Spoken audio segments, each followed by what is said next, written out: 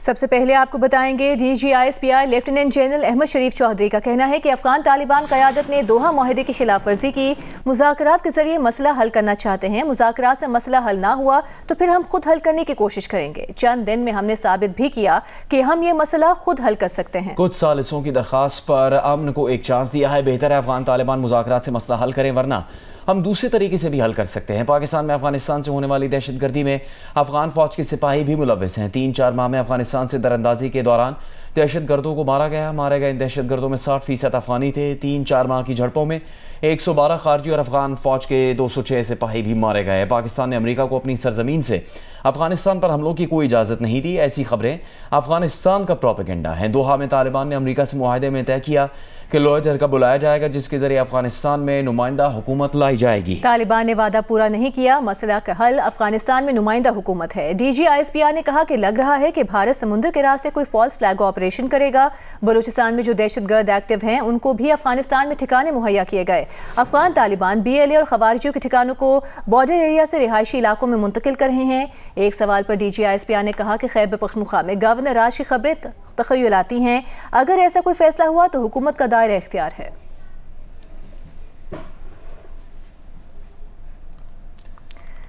DGISPI lieutenant general Ahmad शरीफ चौधरी का कहना है कि अफगान तालिबान क़यादत ने दोहा माहिदे की खिलाफ वर्जी की, मुज़ाकरात के जरिए मसला हल करना चाहते हैं। मुज़ाकरात से मसला हल ना हुआ तो फिर हम खुद हल करने की कोशिश करेंगे। हमने चंद दिन में साबित किया कि हम ये मसला खुद हल कर सकते हैं। कुछ सालिसों की दरख्वास्त पर अमन को एक चांस दिया है। बेहतर है अफगान तालिबान मुज़ाकरात से मसला हल करें, वरना हम दूसरे तरीके से भी हल कर सकते हैं।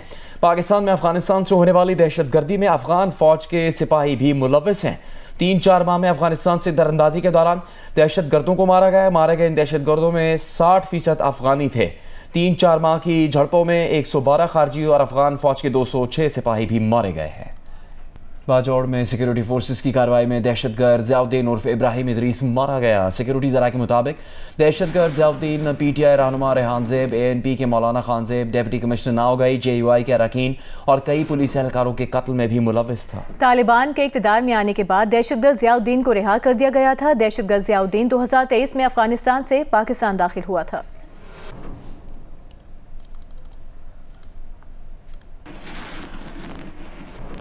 सदर आसिफ अली जरदारी आज से 6 नवंबर तक कतर का सरकारी दौरा करेंगे। तर्जुमान दफ्तर खारिजा के मुताबिक सदर दोहा में कतर की मेज़बानी में आलमी समाजी तरक्की सरबराही कॉन्फ्रेंस में शिरकत करेंगे। कॉन्फ्रेंस में आलमी रहनुमा पायदार तरक्की के 2030 एजेंडे पर पेशरफ का जायजा लेंगे। सदर जरदारी कल सरबराही इजलास से खिताब करेंगे। सदर गुर्बत के खात्मे, सेहत, तालीम, पायदार तरक्की में पाकिस्तान की कामयाबियाँ उजागर करेंगे।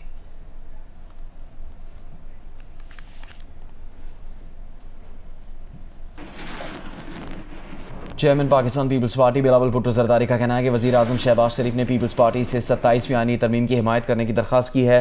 हुकूमती दरख्वास्त पर गौर के लिए पीपल्स पार्टी की सेंट्रल एग्जीक्यूटिव कमेटी का इजलास जुमेरात 6 नवंबर को तलब किया गया है। एक बयान में बिलावल भुट्टो ने बताया कि वज़ीर आज़म शहबाज शरीफ ने 27वीं तरमीम की हिमायत की दरख्वास्त उस वक्त की जब वज़ीर आज़म क़यादत में नून लीग का वफ़द सदर जरदारी से और उनसे मिलने आया था। बिलावल भुट्टो ने बताया कि मुजवज़ा 27वीं आईनी तरमीम में आईनी अदालत का क़याम, एग्जीक्यूटिव मैजिस्ट्रेट्स की बहाली और जजों के तबादले का इख्तियार शामिल है। NFC में सूबाई हिस्से का तहफ़्फ़ुज़ के खात्मा और आर्टिकल 243 में तरमीम के निकात भी मुजवज़ा 27वीं तरमीम का हिस्सा हैं। तालीम और आबादी की मनसूबाबंदी के इख्तियारात की विफाक को वापसी और इलेक्शन कमीशन के तकर्री पर जारी तातुल ख़त्म करना भी 27वीं तरमीम में शामिल हैं।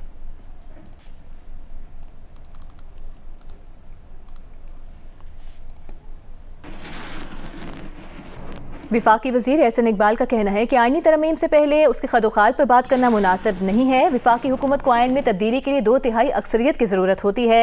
आईनी तरमीम के लिए सियासी जमातें मिलकर बैठती हैं।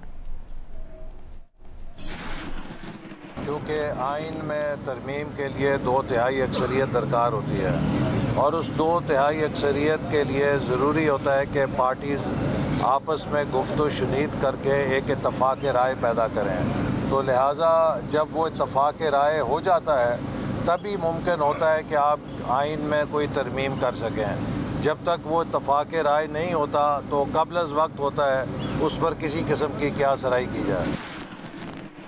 वज़ीर ख़ारजा इसहाक़ डार की तुर्क हम मनसब से इस्तांबुल में मुलाकात हुई है। गाज़ा पर वज़राती इजलास के मौके पर होने वाली इस मुलाकात में पाकिस्तान और तुर्की के ताल्लुकात के मस्बत तसलसल पर इत्मीनान का इजहार किया गया। सियासी, इक़्तिसादी और दिफाई शोबों में ताउन मज़ीद बढ़ाने के आज़म का अदा किया गया। फ़लस्तीन के मसले पर पाकिस्तान और तुर्की ने मुश्तरका तौर पर काम जारी रखने पर इत्तेफाक किया है।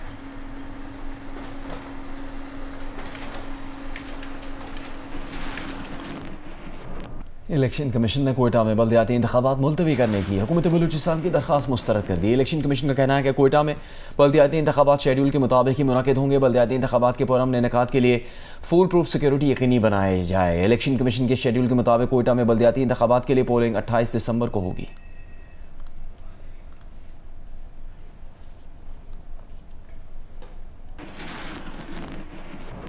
वफाकी वज़ीर मवासलात अलीम खान ने लियारी एक्सप्रेस वे पर जारी काम गैर तसल्ली बख्श करार दे दिया। मेंबर साउथ को मुअत्तल करने की हिदायत कर दी। एक बयान में अलीम खान ने कहा कि कराची का मौजूदा इंफ्रास्ट्रक्चर हमारे मुआशी मरकज़ के शाया निशान नहीं। जब भी कराची आते हैं यहाँ का इंफ्रास्ट्रक्चर देखकर इंतहाई दुख होता है। लियारी एक्सप्रेस वे को मिसाली मनसूबे में तब्दील किया जाएगा। M6 और M10 मोटरवे मनसूबे इसी माली साल के दौरान शुरू होंगे। कराची के आवाम को साफ सुथरा शहर और मयारी इंफ्रास्ट्रक्चर फराहम करेंगे।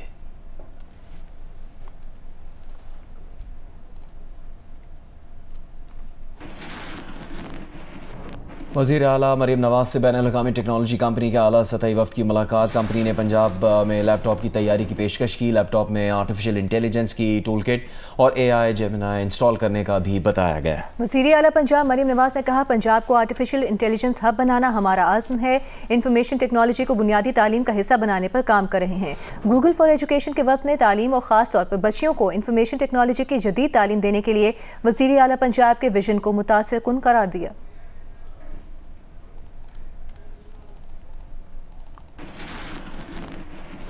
वज़ीर ख़जाना मोहम्मद औरंगज़ेब का पायदार तरक्की के लिए बुनियादी इस्लाहात जारी रखने पर जोर। माशी टीम के साथ प्रेस कॉन्फ्रेंस में कहा कि मुल्क में माशी इस्तेहकाम आ गया, माशी समत दुरुस्त है। IMF मुआहिदा इसकी तौसीक है कि we have made significant inroads and significant progress with respect to macro economic stability. उसकी एक्सटर्नल वैलिडेशन भी है जो 3 रेटिंग एजेंसीज ने हमें अपग्रेड किया है। ये एक्सटर्नल वैलिडेशंस हैं कि आवर डायरेक्शन ऑफ ट्रैवल, हमारी सिमत दुरुस्त है। और इसके समरात जो हैं वो आपके सामने हैं कि जब स्टेबल एक्सचेंज रेट होता है, फॉरेन एक्सचेंज रिजर्व्स होते हैं, इन्फ्लेशन नीचे आती है, पॉलिसी रेट नीचे आता है, उसके इंडस्ट्री को क्या फ़ायदे होते हैं, जो हमारे इन्वेस्टर्स हैं, more than $4 billion of profit and dividend repatriations। और ये important चीज़ें हैं because जब तक हम हमारे existing investors are not satisfied, we cannot talk about further FDI। Qasim पर आलमी मायार का शिपयार्ड बनाने के लिए बड़ी पेशरफ्त है। चीनी कंपनी को शिपयार्ड के लिए पोर्ट कासिम पर तैयार जेटी देने का फैसला किया गया है। वफाकी वजीर मैरीटाइम अफेयर्स जुनैद अनवर चौधरी का कहना है कि पोर्ट कासिम के शिपयार्ड पर सालाना 6 जहाज़ बनाने की गुंजाइश होगी। पाकिस्तान जहाज़ बनाने की अदायगी यूरोपों में करेगा। दूसरा शिपयार्ड बनाने के लिए भी जगह का तयन जारी है। बात करेंगे इस बारे में नुमाइंदा जियो न्यूज़ अली इमरान सैयद से। अली इमरान, बताइएगा इस मंसूबे से मुतालिक मजीद क्या मालूमात हैं? जी, ये कराची पोर्ट से मुत्तसिल शिपयार्ड जो कि दहाइयों पुराना है, उसके बाद बहरहाल बहुत ताख़ीर के साथ लेकिन एक अचीवमेंट हुई है कि चाइनीज कंपनी को पोर्ट कासिम पर तैयार बर्थ, यानी बर्थ बनने में देर लगे लेकिन तैयार बर्थ देने का फैसला हुआ, जिसके बाद ये उम्मीद है कि पाकिस्तान का दूसरा जो शिपयार्ड है वो जल्द पोर्ट कासिम में ग्राउंड ब्रेकिंग उसकी हो जाएगी, जबकि तीसरे के लिए भी साइट सिलेक्शन का प्रोसेस जारी है। तो रीजन में मुख्तलिफ मुल्क, छोटे मुल्क बांग्लादेश में भी शिपयार्ड हैं, लेकिन पाकिस्तान में ये दूसरा और तीसरा बनने का प्लान किया जा रहा है। जी बहुत शुक्रिया आपका अली इमरान, आप तफसील से आगाह कर रहे थे।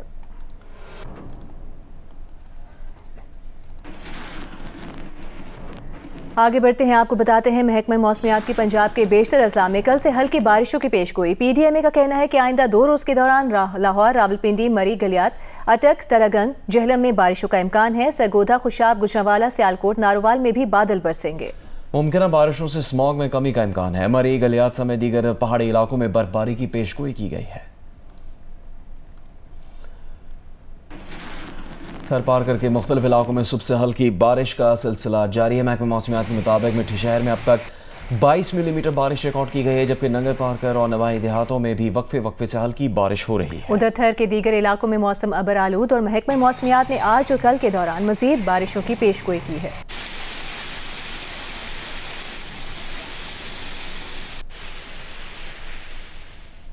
मौसमियाती तब्दीली से कैसे मुकाबला किया जाए, माहौल को कैसे महफूज बनाया जाए। आर्ट्स काउंसिल कराची में जारी वर्ल्ड कल्चर फेस्टिवल में आर्टिस्ट ने अपनी मुसव्वरी के जरिए बहुत कुछ समझाया है। रंगों की ज़बान कायनाती होती है और ये यूनिवर्सल लैंग्वेज सबको समझ भी आती है। वर्ल्ड कल्चर फेस्टिवल में रंगों की ज़बान 4 सू फैली हुई है। उमैना खान ने एक आर्ट गैलरी तैयार की है। 50 से ज़ायद फ़नपारे यहाँ पर रखे गए हैं। मुल्की और गैर मुल्की फ़नकारों का काम यहाँ नज़र आता है। उमैना खान से हम जानते हैं। इसमें 50 से ज़्यादा आर्ट वर्क्स हैं, a lot of Pakistani and international artists. और हम बात कर रहे हैं कि कैसे इन्वायरमेंट एक तब्दीली की तरफ जा रहा है, जो कि अच्छी तब्दीली नहीं है हमारे लिए, पूरी दुनिया के लिए। तो हमें पौधे उगाने चाहिए और अर्थ के लिए जो जो चीज़ें होनी चाहिए, जो ज़रूरी हैं, करनी चाहिए हमें। We should do that and all the art works that you see in the gallery, वो सब इस बारे में बात करता है। गुफ्तगू आपने सुनी। आर्टिस्ट कहते हैं कि माहौल के तहफ़्फ़ुज़ के लिए अपनी मुसव्वरी के ज़रिए अपना किरदार अदा करते रहेंगे। पीटीआई रहनुमा असद कैसर का कहना है कि 27वीं आईनी तरमीम का प्रपोजल मुस्तरद करते हैं। आइन की बहाली NFC अवार्ड पर बिलावल भुट्टो से भी बात करने को तैयार हैं। 26वीं तरमीम के दौरान भी आईनी अदालत की तजवीज़ थी, आईनी बेंच के भी खिलाफ थे। समझते हैं एक ही सुप्रीम कोर्ट है। 27वीं तरमीम से अदलिया का मुकम्मल खात्मा किया जा रहा है। इलेक्शन कमीशन तैनातियों के लिए वज़ीर आज़म और अपोजिशन लीडर की बातचीत होती है। अपोजिशन लीडर की तैनाती हो तो उसके बाद इलेक्शन कमीशन ओहदों पर तैनाती होगी। अगर NSC अवार्ड को छेड़ा गया तो इससे मुल्क में अनारकी फैलेगी।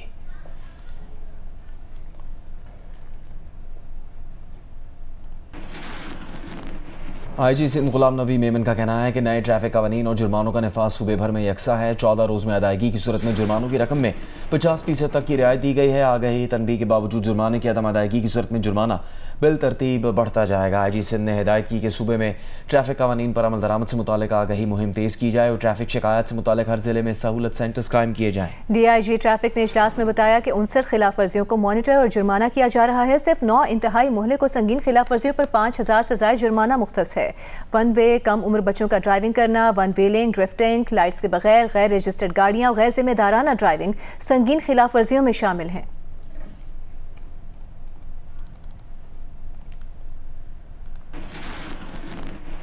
विफाकी वज़ीर एहसन इकबाल का कहना है कि विफाकी हुकूमत अवामी सहूलियत के लिए ग्रीन लाइन प्रोजेक्ट के दूसरे फेज़ की तकमील चाहती है। कराची में ग्रीन लाइन प्रोजेक्ट के दूसरे के दौरे के बाद भी मीडिया से गुफ्तगू करते हुए उन्होंने कहा कि उनकी वज़ीर आला सिंध से बात हो गई है, जल्द ही ग्रीन लाइन के दूसरे फेज़ का आगाज़ हो जाएगा। सिंध के साथ कोई मखसूस एक ऑर्गेनाइजेशन नहीं है जो काम कर रही है, चूँकि पाक PWD ख़त्म कर दी गई है। अब उसकी सक्सेसर ऑर्गेनाइजेशन जो पूरे मुल्क के अंदर, चारों सूबों के अंदर ऐसे मंसूबे जिन्हें वफाकी हुकूमत फ़ंड करती है, वो उसको कंप्लीट करती है या और उन पर अमल दरामद करती है। तो कोई हमारे दरमियान ऐसा मसला नहीं है। बाकी छोटी मोटी चीज़ें होती हैं उन्हें, जैसे अब ये KMC का मसला है, ये सिर्फ कोऑर्डिनेशन का इशू था। आज मेरी वज़ीर आला साहब से मुलाकात हुई है और उन्होंने अपने कहा है कि अफसरान को मुतय्यन करेंगे और PIDCL ने उसके अंदर जो पानी की, ड्रेनेज के, फुटपाथ के तफासील रखी हैं वो उनके साथ शेयर करेंगे। गवर्नर सिंध कामरान खान टिसोरी से सऊदी अरब के वज़ीर transport and logistics engineer Saleh bin Nasir al Jasir की वफ्द के हमरा मुलाकात हुई है। Karachi, Hyderabad bullet train, circular railway और पब्लिक ट्रांसपोर्ट के मनसूबों पर गुफ्तगू की गई। गवर्नर सिंध ने सऊदी वज़ीर को कराची, हैदराबाद बुलेट ट्रेन और ट्रांसपोर्ट के शोबे में सरमाकारी की दावत दी। गवर्नर सिंह ने कहा बुलेट ट्रेन और सर्कुलर रेलवे के मंसूबे शहरियों को जदीद और तेज़ रफ्तार सफरी सहूलियात फराहम करेंगे। कराची जैसे मेगा सिटी को सफरी ज़रूरियात पूरी करने के लिए कम अज़ कम 11,000 बसों की ज़रूरत है। सऊदी वज़ीर ट्रांसपोर्ट ने पाकिस्तान के रेलवे और ट्रांसपोर्ट सेक्टर में सरमायाकारी के इम्कानात में दिलचस्पी का इजहार किया।